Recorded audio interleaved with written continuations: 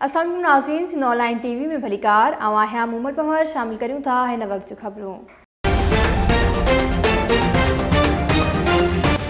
नाज़रीन, होशियार फिरोज़ में 5 ॾींहं डिस्ट्रिक्ट बार काउंसिल पारां वकीलन ते कूड़ा केस दाख़िल करण खिलाफ़ कोर्ट जो बाइकाट करे मेन गेट अॻियां एहतजाज कयो। सिंध ऑनलाइन टीवी जे रिपोर्टर एम ज़फ़र तगड़ मूजिब उन मौके ते सदर बार काउंसिल अब्दुल रहीम अब्बासी, जनरल सेक्रेटरी मोहम्मद अयाज़ मरी, सिंध बार काउंसिल जे मेंबरनि ॻाल्हाईंदे अब्दुल रहीम अब्बासीअ चयो त समूरे सिंध जा वकील सरापा एहतजाज बणियल आहिनि।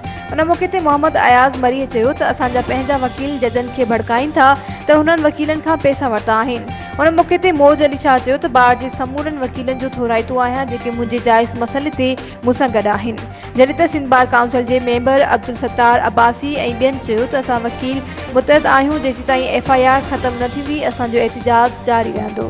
वधीक खबरुनि अपडेट्स जे लाइ ॾिसंदा रहो सिंध ऑनलाइन टीवी।